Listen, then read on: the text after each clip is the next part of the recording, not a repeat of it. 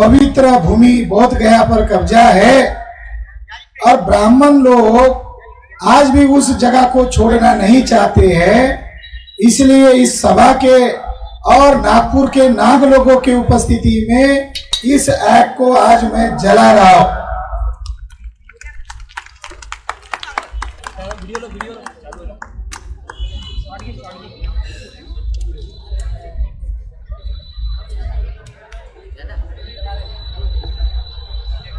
Sir इधर media sir इधर दिखाइए थोड़ा सा सर इधर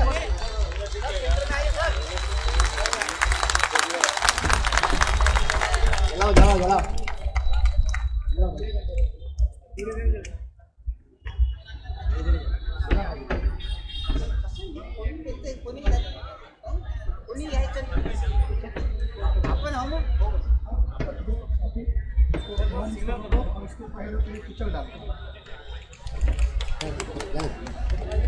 तो अभी मैंने वो जो कानून जलाया, अब उसका मतलब बताता हूं वो कानून क्या कहता है।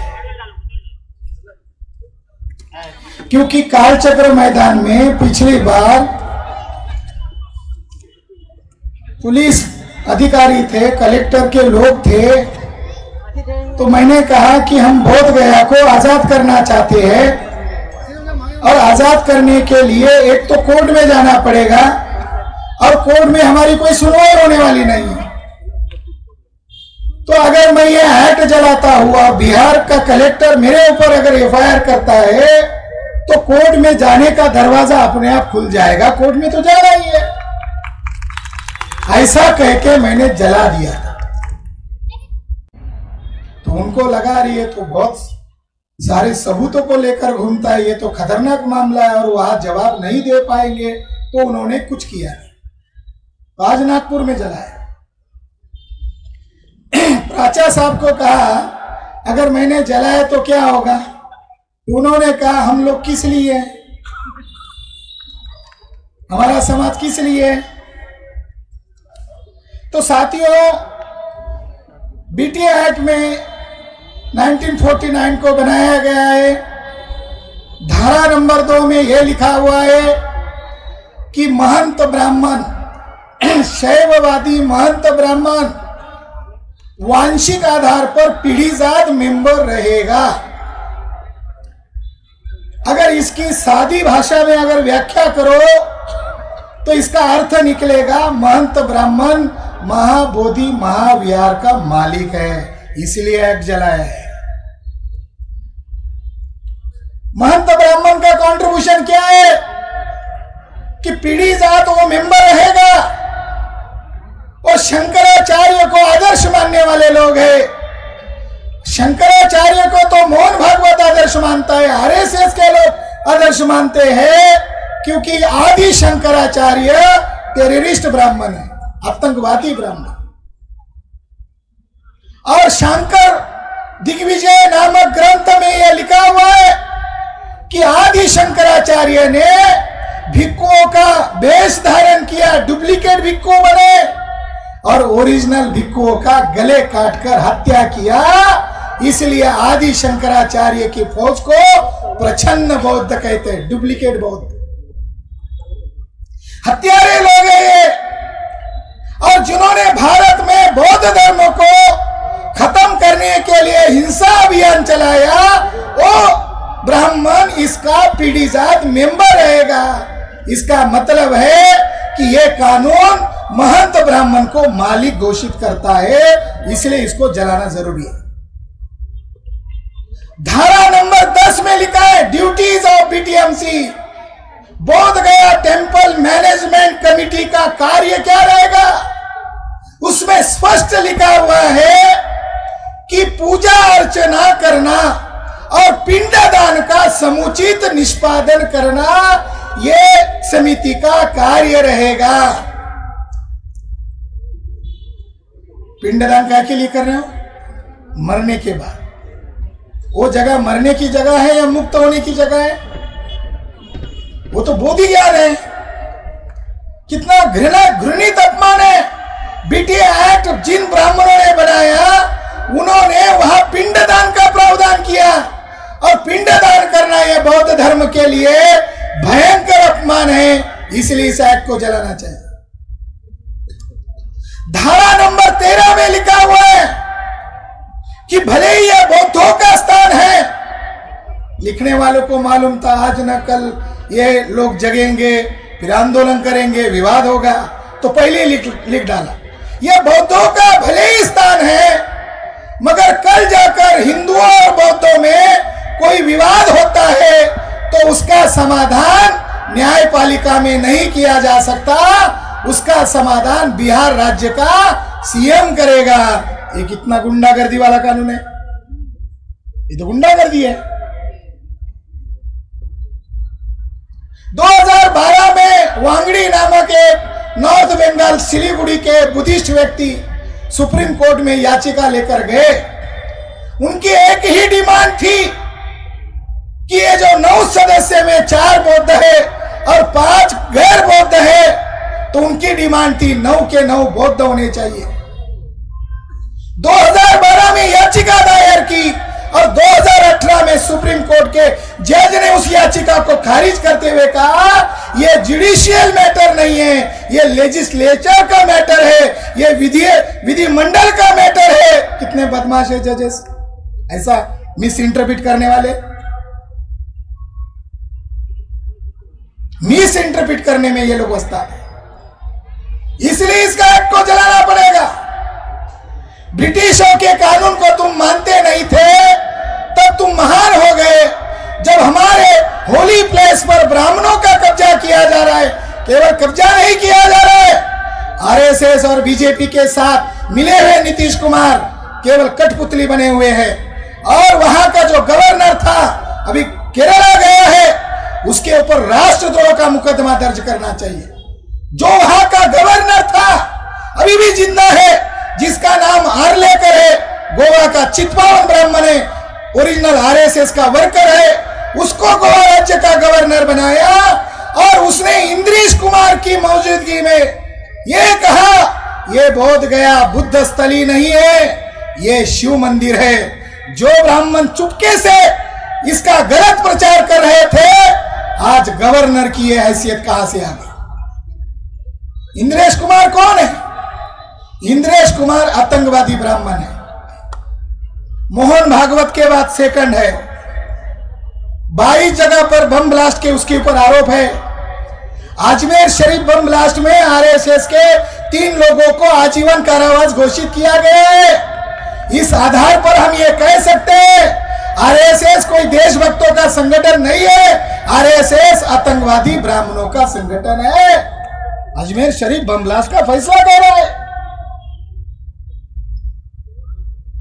और इसी इंद्रेश कुमार को आगे करते हुए मोहन भागवत ने एक डुप्लीकेट संगठन बनाया, भारतीय बौद्ध संघ, आरएसएस का। उसका मार्गदर्शक इंद्रेश कुमार वहां कुंभ मेला में चेयर पर बैठा हुआ है। कहीं किराए से लाए होंगे भिक्खू, या उन्हीं के लोग भिक्खू के पोशाक में होंगे, फूल डाल रहे। देखो हमारे आदरणीय भिक्खू ऐसा कर रहे। इंद्रेश कुमार गुजरात का कार्यकर्ता है, उसको भिक्खू बनाया। और भिक्खू बनाकर क्या उसने प्रचार किया, उसका नाम रखा डुप्लीकेट नाम, संघ प्रिय राहुल। हमारे एक बंटी जी कह रहे थे कि मुसलमान से हमारा कोई नाता नहीं है, हमें अपनी लड़ाई लड़नी चाहिए। वो भिक्खू बन के क्या बोल रहा है वीडियो कि हिंदू राष्ट्र में बौद्धों का फायदा होने वाला है। ये वीडियो गैर बुद्धिस्ट देख रहे हैं, मुसलमान देख रहे हैं, और मुसलमानों में भ्रम पैदा हो रहा है। ये भिक्खू का पोशाक पहनने वाला आदमी शायद हिंदू राष्ट्र बनाने में मदद कर रहा है। गलतफहमी को दूर करना चाहिए। तो ये एक्ट को जलाना चाहिए और भविष्य में इसको गांव गांव में, जिले जिले में जलाया जाएगा। हमारी डिमांडें रद्द करो। हमने चरणबद्ध आंदोलन घोषित किए। 28 फरवरी को ज्ञापन आंदोलन दिया महामहिम राष्ट्रपति महोदय के नाम पर। 6 मार्च को धरना आंदोलन किया और तीसरे चरण में 12 मार्च को रैली प्रदर्शन किया। तो अभी भी रैली प्रदर्शन पर ही हमारे लोगों की सुई अटकी हुई है, अभी भी रैली ही चल रही है। अब लोग कह रहे हैं आगे क्या करना चाहिए। हम लोग वहां भूखे पैसे बैठे हुए, हमारे आदरणीय भिक्खू परेशान है, उनको गालियां दी जा रही है, उनको धमकाया जा रहा है, मगर वो महाबोधि महाविहार के लिए डटे हुए हैं। आपको आश्चर्य लगेगा, वहां जो भिक्खू बैठे हुए हैं उन्होंने एफिडेविट लिख के दिया है, अगर हम मर भी गए तो हमारे परिवार वाले लोग या आंदोलनकर्ताओं के प्रमुख लोगों पर ब्लेम नहीं लगाए, ये लिख के दिया उन्होंने हमें एफिडेविट करके। तो अब क्या करना चाहिए, इसका फैसला करने के लिए हम नागपुर में ये सभा का आयोजन किया है। अब क्या करें, अब आगे आगे क्या किया जाएगा? हम संविधान को मानने वाले लोग हैं, हम संविधान के दायरे में रहकर लड़ाई लड़ने वाले लोग हैं, मगर हमारा दुश्मन संविधान को मानने वाला नहीं है, डॉक्टर बाबा साहब अंबेडकर को मानने वाला नहीं है।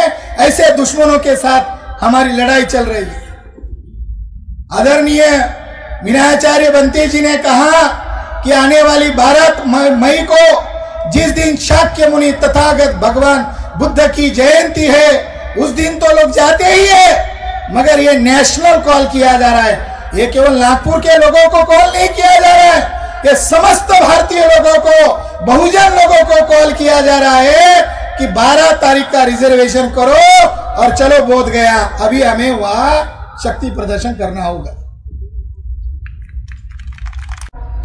और मई को भारत बंद करेंगे। भारत बंद करना अब संभव है, कोई नेशनल मीडिया नहीं दिखा रहा है, ये सोशल मीडिया से ये देशव्यापी नहीं, अभी अंतरराष्ट्रीय मूवमेंट हो गई है। अगर वो मानते हैं ठीक है, नहीं तो 30 मई को हम भारत बंद करेंगे। लोकतंत्र में ये लड़ाई लोकतंत्र के बाहर नहीं है और संविधान के दायरे में रहकर कर रहे हैं। जनता को आवाज उठाने का अधिकार है। अगर 30 मई के पहले मानते हो तो ठीक है, नहीं तो भारत बंद। अगर नहीं मानते हैं तो आने वाले 29 जून को देशव्यापी स्तर पर जैसे कलेक्टर कार्यालय पर जाकर ज्ञापन दिया, उसी तरह पुलिस मुख्यालय पर जाकर जेल भरो आंदोलन करना है। हमने कोई चोरी नहीं किया, डकैती नहीं डाला, कोई अपराध नहीं किया, अपराध तो उन लोगों ने किया है, हमारे ऊपर कौन सी धाराएं लगाएंगे?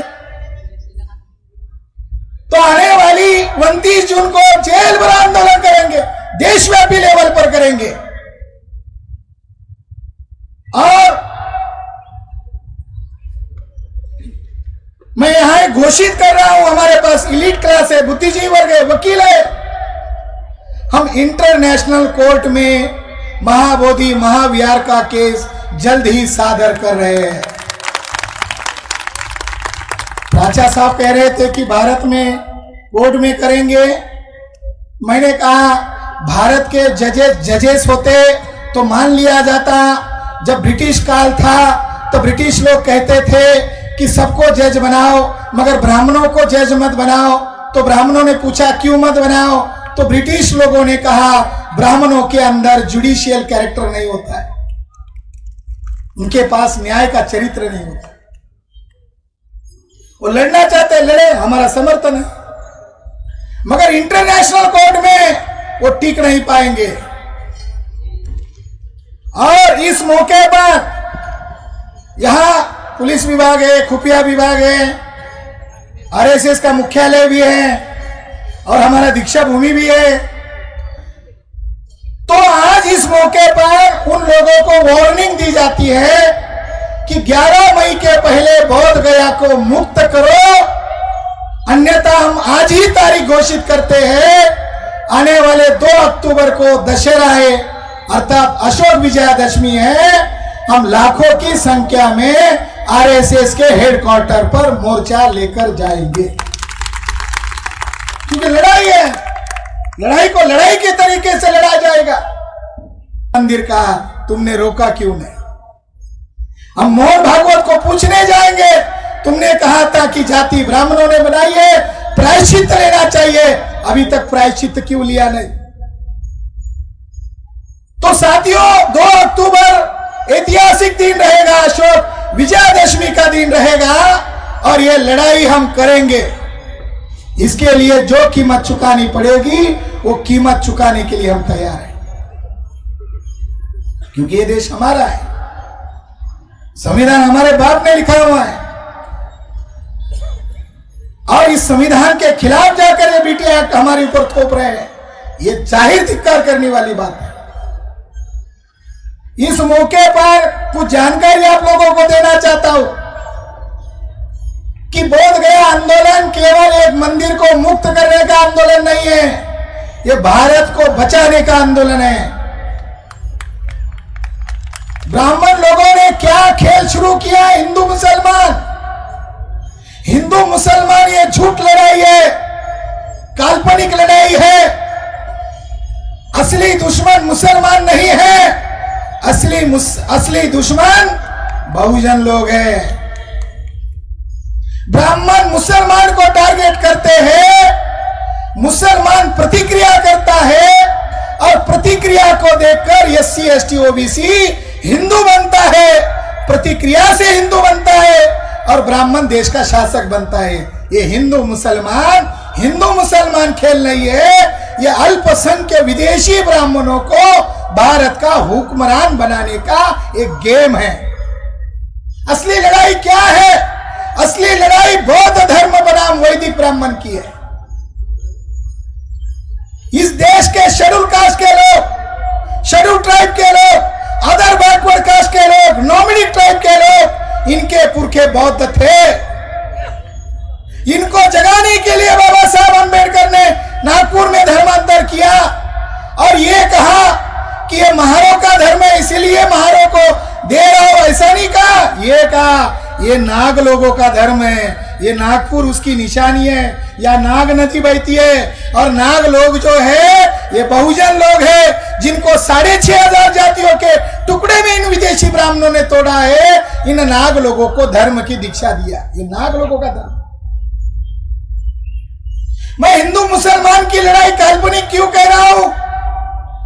2019 में अयोध्या का फैसला हुआ, जिस जज ने फैसला सुनाया उस जज का नाम है जस्टिस रंजन गोगोई। जस्टिस रंजन गोगोई के ऊपर एक महिला ने सेक्सुअल हरासमेंट का आरोप लगाया। स्वर न्यायाधीश के ऊपर सुप्रीम कोर्ट में एक महिला ने गंभीर आरोप लगाया, जांच बिठाई। जस्टिस बोबड़े खानदानी आरएसएस का वर्कर, कोर्ट यहां कोर्ट है नागपुर में, उसके दादा का पुतला भी है वहां, देखो वकील थे।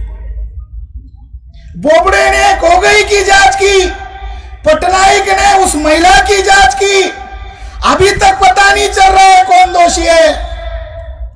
पटनायक ने महिला को निर्दोष घोषित किया, बोबड़े ने गोगोई को निर्दोष घोषित किया। अभी कुछ पिछले माह एक पत्रकार ने कहा अरे वो जांच का क्या हुआ, तो गोगोई ने कहा मेरा भारतीय न्यायपालिका पर विश्वास ही नहीं है, मैं वहां जाऊंगा ही नहीं। बचने के लिए ब्लैकमेल किया मोहन भागवत ने, आरएसएस के चीफ ने जो रजिस्टर्ड संस्था नहीं है, उसका कोई ऑडिट होता नहीं है, उसको Z+ सुरक्षा है। इस व्यक्ति ने भारत के सर न्यायाधीश का ब्लैकमेल किया और ब्लैकमेल में कहा आपको हम शुद्ध चरित्र का सर्टिफिकेट देते हैं, बदले में हमको जैसा फैसला चाहिए वैसा दो और इसका बख्शीश तुम्हें राज्यसभा का सीट देंगे। वैसा ही हुआ और उन 5 जजेस ने 1250 पेज का जो जजमेंट दिया, आखिरी लाइन में लिखा आस्था और श्रद्धा के बुनियाद पर राम का जन्म बाबरी मस्जिद के बीचों बीच हुआ। ये लड़ाई क्यों लड़ रहे हैं हम महाबोधि की? साकेत से सबक लिया है। जजेस ने कहा आस्था और श्रद्धा के बुनियाद पर बख्शीश मिला रंजन गोगोई को, और अब मुझे लग रहा है कि जो जस्टिस चंद्रचूड़ थे उनका भी सेटिंग हुआ, उनके साथ भी समझौता हुआ। बाद में उनको बोबड़े के बाद उनको सर न्यायाधीश बनाया। और चंद्रचूड़ भी कितने महान ब्राह्मण हैं, उनको जज रहना चाहिए था, उनको अपनी सीमा में रहना चाहिए था। इस देश में लोकतंत्र की तौहीन गोगई, चंद्रचूड़ और बोबड़े के द्वारा जितनी की गई है, भारत में किसी लोगों ने नहीं किया है। चंद्रचूड़ महाशय स्वर न्यायाधीश पेशवा ब्राह्मण की औलाद पुणे में गए और पुणे में जाकर कहा, रात को मेरी श्री राम प्रभु के साथ मीटिंग होती थी, कभी आधा घंटा चलती थी, कभी 2-2 घंटा चलती थी, और फिर सवेरे कोर्ट में आता था और कोर्ट में रात को राम ने मुझे जो बताया वही मैं ऑर्डर देता था। कितने महान जज है भारत के न्यायपालिका पर कलंक लगाने वाले, कितने महान जज होंगे। ऐसा होता है? ऐसा होगा क्या? इसको न्यायपालिका माना जाएगा? विवादित जगह है 2.77 एकड़, 3.25 एकड़ जगह। लॉकडाउन में सारे काम बंद थे, वहां के मूल विहार को जेसीबी के द्वारा तोड़ा गया, आज राम मंदिर बना रहे। मुसलमानों को 5 एकड़ जगह दी, मुसलमान चुप हो गए। मुसलमान को चुप नहीं होना चाहिए था, हो गए, मगर हम चुप नहीं होने वाले। वो जो जगह है, फैसला आते ही 2.77 एकड़ का फैसला नहीं सुनाया, राम मंदिर ट्रस्ट बनाने का आदेश दिया और राम मंदिर ट्रस्ट को 77 एकड़ जगह घोषित किया। 2024 दिसंबर के आखिर तक 109 एकड़ जगह घोषित हो गया। उस 109 एकड़ में राम मंदिर के बाउंड्री के अंदर और बाउंड्री को लगे हुए 4 अशोक राजा के स्तूपाज है, और उसमें से एक स्तूपा के अंदर शाक्य मुनि तथागत बुद्ध के शरीर के अवशेष है। वो आज राम मंदिर ट्रस्ट वाले उसको तोड़ना चाहते हैं। वो जगह प्रोटेक्टेड मॉन्यूमेंट्स है, संरक्षित है, वहां बोर्ड लगा हुआ है भारतीय पुरातत्व विभाग का, मगर साथियों आज वो जगह ब्राह्मणों के नियंत्रण में गई है। इसलिए बोध गया को बचाने के लिए मैदान में उतरना पड़ रहा है। उस स्तूपाज को बचाया जा सकता है। उस स्तूपा के बारे में लोगों को जानकारी नहीं है। बुद्ध साकेत में 6 वर्ष रुके थे और वहां पर उनको एक संगाराम दान मिला था, और अशोक राजा ने 4 बड़े स्तूप बनाए थे। जहां पर राम ने आत्महत्या की है, वहां एक घाट है, कहते हैं कि राम उसमें डुबकी मारा, उसके शिष्य उसके पीछे गए और सीधा स्वर्ग चले गए, इसलिए वहां डुबकी मारने की आज भी परंपरा है। उसकी सीढ़ियां चढ़कर आप ऊपर आओगे तो वहां एक मंदिर है, उस मंदिर का नाम नागेश्वर नाथ टेम्पल है, और उस नागेश्वर नाथ टेम्पल का भारत का एकलौता शिवलिंग है जिसको कमल की पंखुड़ियां है। शिवलिंग को कभी कमल की पंखुड़ियां नहीं होती है, मगर अयोध्या में अर्थात साकेत में जो मंदिर है, जो मंदिर बन रहा है राम मंदिर, कुछ मीटर अंतर पर एक मंदिर है जिसका नाम नागेश्वर नाथ टेम्पल है। उसका शिवलिंग को कमल की पंखुड़ियां है। पुरातत्वज्ञ भारत सरकार का रिपोर्ट कहता है वो कमल की पंखुड़ी वाला शेर स्तंभ का ऊपरी हिस्सा है, जो अशोक स्तंभ का लाट का ऊपरी हिस्सा है।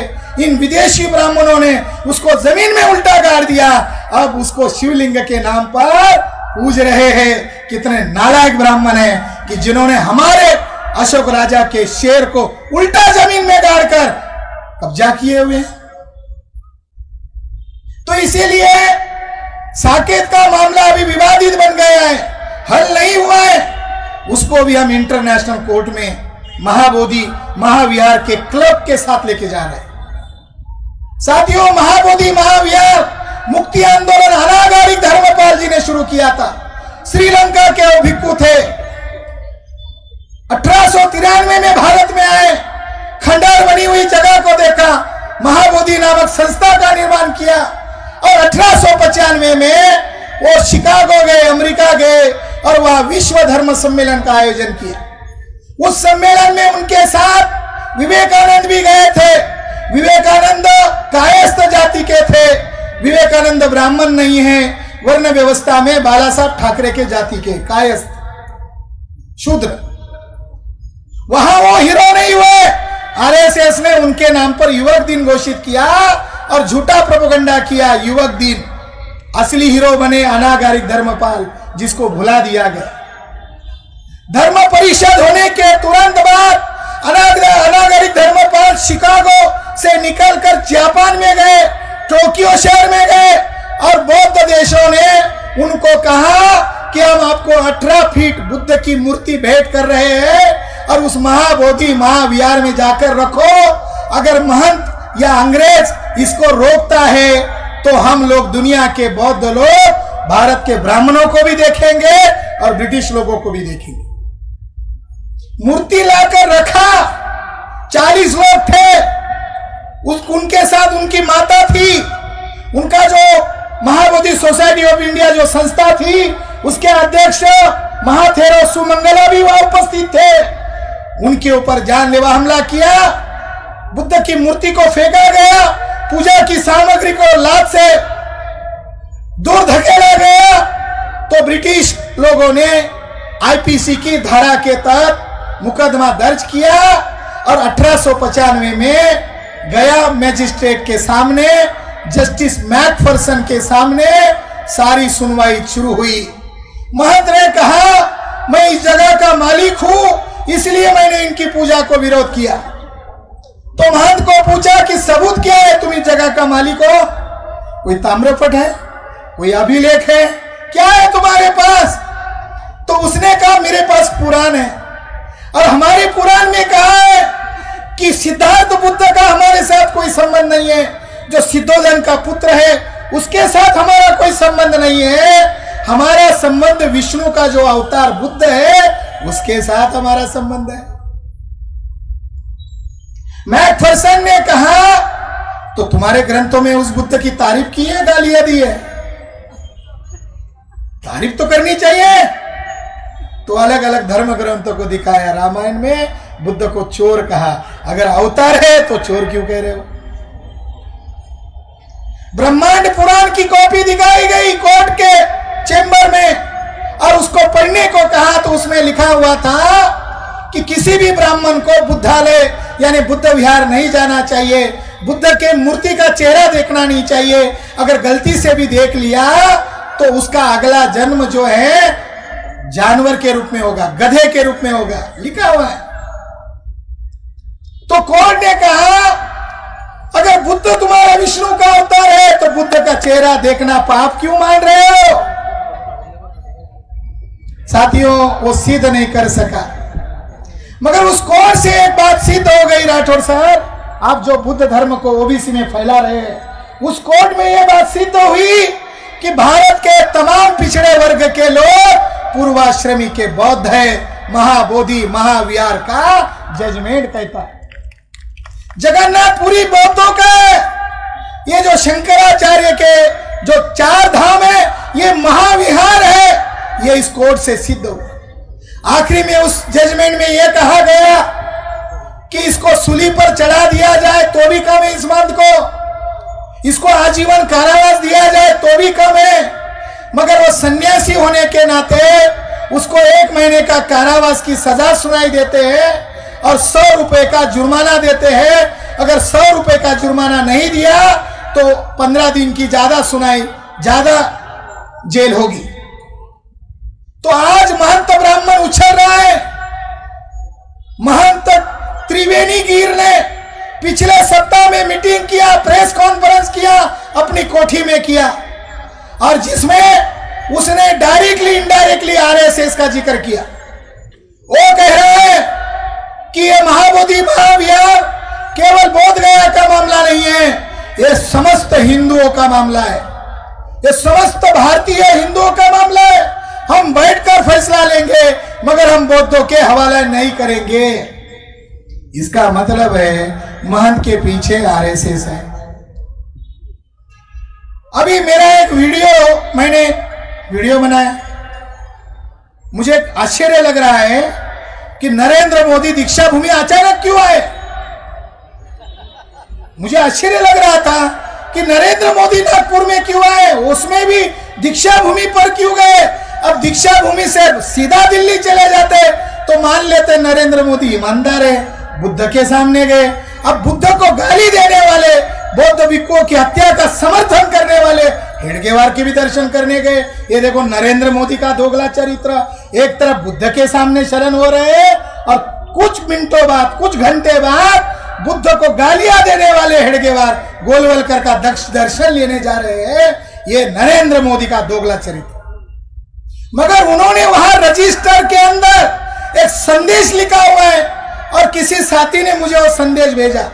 ये तो दीक्षा भूमि वालों ने हमको भेजना चाहिए था, उन्होंने नहीं भेजा, किसी दूसरे साथी ने भेजा।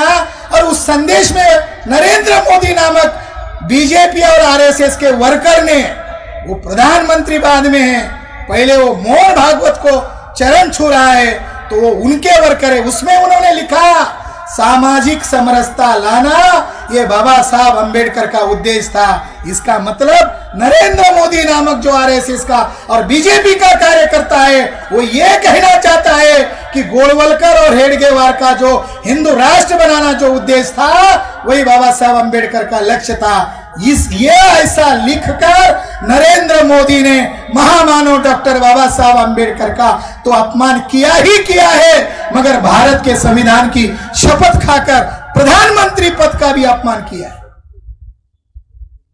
मैंने एक वीडियो बनाया, इंडस चैनल, एक सोशल मीडिया में आता है इंडस चैनल। उत्तर प्रदेश के व्यक्ति ने मुझे कहा कि मुझे सीआईडी विभाग नागपुर से फोन आया है, आपने वीडियो कहां से लिया? 5 मिनट का वीडियो है और मैंने इस बात का खंडन किया कि बाबा साहब का लक्ष्य और हेडगेवार गोलवलकर का लक्ष्य एक नहीं है। मैंने सबूत के साथ नरेंद्र मोदी की टिप्पणी का विरोध किया, मगर टीवी चैनल वाले को धमकी दिया जा रहा है इसको डिलीट करो। मैं यहाँ का जो सीआईडी विभाग है, यहाँ का जो पुलिस कमिश्नर है, उनको करबद्ध विनती कर रहा हूं, आप देश की सेवा करो, हम आपके साथ हैं, मगर आप आरएसएस की सेवा करो, हम आपके साथ नहीं रहेंगे। ये मैं जाहिर कर रहा हूं। यहाँ की पुलिस फडणवीस के इशारे पर काम कर रही है, यहाँ की पुलिस आरएसएस के इशारे पर काम कर रही है। आखिरी बात, किसी बंते ने कहा कि हमको हमारी लड़ाई लड़नी है, मुसलमान की लड़ाई लड़नी नहीं है। मुसलमान का डीएनए चेक हुआ, वो पूरा भारतीय निकला, शुद्ध स्वदेशी निकला, उनकी भाषा में शुद्ध देशी निकला, और ब्राह्मण का डीएनए चेक हुआ 100% विदेशी निकला। तो हमें मुसलमानों का, शोषित भाइयों का समर्थन करने में हमें किस बात की लज्जा है, जिसका डीएनए हमारा डीएनए एक है। और उन मुसलमानों ने महामानव डॉक्टर बाबा साहब अंबेडकर को खुलना, जस्सोर, फरीदपुर, बोरीसाल, वेस्ट बंगाल से संविधान सभा में चुनकर भेजा। हम मुसलमान के साथ खड़े रहेंगे और उनका जो कर्जा हमारे ऊपर है उसको चुकता करेंगे। उनके कारण संविधान बना हुआ है। ये आरएसएस के लोग, मुसलमानों को भी समझना है कि आरएसएस के लोगों से सावधान रहो। मौलाना इलियासी को आगे लिया है और मौलाना इलियासी के द्वारा एक नया धर्म की स्थापना करने वाले हैं लोग, यानी मुसलमानों के ईमान पर खतरा मंडरा रहा है। मौलाना इलियासी से सावधान रहो। ये मोहन भागवत ने एक डुप्लीकेट संगठन बनाया है और उस संगठन का नाम है मुस्लिम राष्ट्रीय मंच, उसका हेड है इंद्रेश कुमार जो आतंकवादी है। सावधान रहो, ये मुसलमानों का संगठन नहीं है, ये आरएसएस का डुप्लीकेट संगठन। ईसाइयों का संगठन बनाया ईसाई राष्ट्रीय मंच, सिखों का संगठन बनाया, बौद्धों का डुप्लीकेट संगठन बनाया, भारतीय बौद्ध संघ, जिन आठवले साहब का जिक्र किया गया 2017 में दिल्ली में अधिवेशन हुआ, भारतीय बौद्ध संघ का अतिथि आठवले साहब थे, अध्यक्ष मोहन भागवत थे। ये वो लड़ाई कितनी खतरनाक हो रही है, तो हमें इन लोगों से सावधान रहना। ब्राह्मणों का डीएनए विदेशी है, इसलिए उनको किसी भी जगह पर कब्जा करने का कोई नैतिक अधिकार नहीं है। ब्राह्मणों का डीएनए का नाम है R1A1, ब्राह्मणों के डीएनए का नाम है R1A1, और भारत के SC ST OBC, nominate tribe और माइनॉरिटी में मुस्लिम, सिख, जैन, बुद्धिस्ट, ईसाई, इन सभी लोगों का डीएनए का नाम है L3MN। भारतीय बहुजनों का डीएनए का नाम है L3MN। हमारे लोग फलाना प्रसन्न गाड़ी पर लिखते रहते हैं, मैं आपको कह रहा हूं आपके गाड़ी पर इतना लिखो L3MN डीएनए जिंदाबाद। लोगों को पता तो चलेगा ये कौन सा बाबा आ गए, फलाना प्रसन्न लिख रहे थे, अब L3MN लिखो और नीचे लिखो डीएनए जिंदाबाद। तो डीएनए के आधार पर ब्राह्मण विदेशी है, तो महाबोधि छोड़ो, भारत के इंच भर जमीन पर भी उनको अधिकार दिखाने का नैतिक अधिकार नहीं है। अगर ब्राह्मणों को बुरा लगता है तो भारत की किसी भी न्यायपालिका में चले जाए, कुछ ज्यादा डिबेट करने की जरूरत नहीं है। दो बूंद मेरा निकाला जाए और 2 बूंद मोहन भागवत का निकाला जाए, दूध का दूध पानी का पानी हो जाएगा। मगर वो इससे डरते हैं, डीएनए के आधार पर ब्राह्मण विदेशी है और तमाम बहुजन लोग भारत के मूल निवासी है, नागवंशी है। बाबा साहब इनको नागवंशी कहते हैं। तो नागवंशियों की धरती से हम ऐलान कर रहे हैं, आने वाली 2 अक्टूबर को आरएसएस के हेडक्वार्टर पर शांति मार्च निकालेंगे और कुछ सवाल है मोहन भागवत को पूछने लायक है, वो वहां पूछेंगे। आपने मेरी बात ध्यान से सुनी, इसके लिए आभार और धन्यवाद। और नागपुर के सभी समाज बांधवों का मैं हृदय से ऋणी हूं कि ये कार्यक्रम न हो, इसके लिए कई लोगों को काम पर लगाया था। कुछ लोग भेष बदलकर काउंटर में कार्यक्रम कर रहे हैं। अभी सप्ताह पहले कार्यक्रम लगाया, ये कार्यक्रम तो महीने भर पहले था। और एक बनते हर्ष मोदी है, उसको बुलाकर कार्यक्रम कर रहे थे। और 2 महीने पहले हर्ष मोदी हमारे आदरणीय भिक्खु है, मगर गडकरी को लेकर महाबोधि महाविहार में जाकर सत्कार करवाया। साथियों, अपने और पराये को समझना होगा और ऐसे भटके हुए लोगों को मार्गदर्शन करके सही रास्ते पर लाना होगा। जो चरणबद्ध आंदोलन है, इसको आगे चलाना है। नमो बुद्धाय, जय भीम। अचूक बातम्या, निपक्षपाती विचार, अन्यायाविरुद्ध वाचा फोडणारे परखड विचारांचे सार्वभौम दैनिक प्रजासत्ताक जनता।